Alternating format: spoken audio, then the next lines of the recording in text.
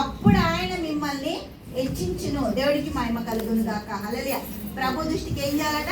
మనల్ని. దేవునికి ఎవరిష్టము? పక్కన అడగండి ఒకసారి, దేవునికి ఎవరిష్టము? దేవునికి మహిమ కలుగును గాక. ఎవరిష్టము? దేవుని వాక్యంతో నడిచే వాళ్ళంటే ఇష్టం అంట. దేవుడికి మహిమ కలుగును గాక. ఎవరిష్టము? దేవుని వాక్యానుసారమైన జీవితంతో ఉన్న వాళ్ళు దేవుడికి ఇష్టం అంట. సువార్త ప్రకటించే వాళ్ళు కాదు, సువార్త మన ద్వారా చూపించే వాళ్ళు ఇష్టం అంట. దేవునికి స్తోత్రం. వాక్యం చెప్పే వాళ్ళు కాదు, వాక్యానుసారమైన లోతు జీవితం వాళ్ళలో పనిచేసినప్పుడు ఆయనకి ఇష్టం అంట. దేవుడికి మహిమ కలిగింది కాక. ఆయన వాక్యము మన ద్వారా బయటికి రావాలి. మనం కనబడద్దు. దేవుడికి స్తోత్రం. మనం కనబడద్దు. మీ ప్రవర్తన బాగుంది, మీ దేవుడు మాకు కావాలి.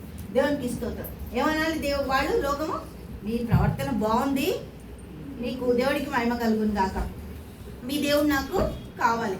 అమ్మో వీళ్ళ దేవుడు అంటారు, వీళ్ళు అట్లాంటిది రావద్దు. దేవుడికి మహిమ కలుగును గాక. ఏం రావాలి? దేవుడికి స్తోత్రం. క్రైస్తవుడు అంటే క్రీస్తుని పోలి నడుచుకోవాలి. మన సొంత నడవడిక ఎక్కడ కూడా ఏమీ పని చేయదు. దేవుడికి మహిమ కలుగును గాక. హల్లెలూయా. క్రీస్తుని పోలి నడిచినప్పుడు దేవుడికి చాలా ఇష్టం అంట. హల్లెలూయా. దేవునికి స్తోత్రం. 6వ వచనం చూద్దాం. యాకోబు రాసిన పత్రిక 4వ అధ్యాయము 6వ వచనం. ఆయన ఎక్కువ ప్రేమనిచ్చాను. దేవుడికి స్తోత్రం. ఇంగ్లీష్ బైబిల్ ఏముంటుంది తెలుసా? మోర్ గ్రేస్ కదా. ఏముంది? దేవునికి స్తోత్రం. ఏముంది? More grace. చాలా విలువైంది. ఆ కృప మన పట్ల చూపిస్తున్నట్ట దేవుడు.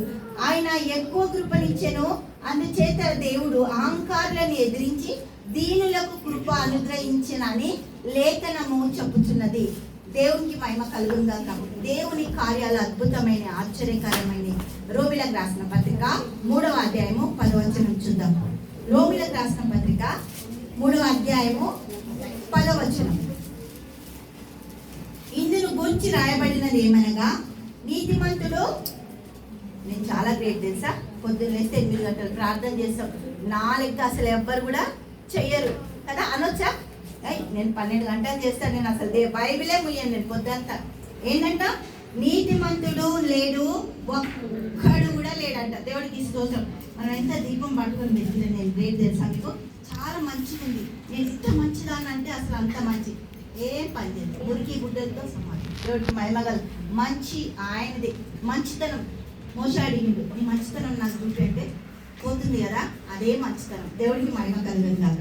నీతిమంతుడు లేడు, ఒక్కడు కూడా లేడు. దేవుడికి మహిమ కలుగు. గ్రహించువాడు ఎవడునూ లేడు. దేవుని వెతుకువాడు ఎవడునూ లేడు. అందరూ త్రోవ తప్పి ఏకముగా పనికి మాలిన వారైరి. నేను చాలా గ్రేట్. ఎంత వాక్యం చదువుతా, ఎంత ప్రార్థన చేస్తా.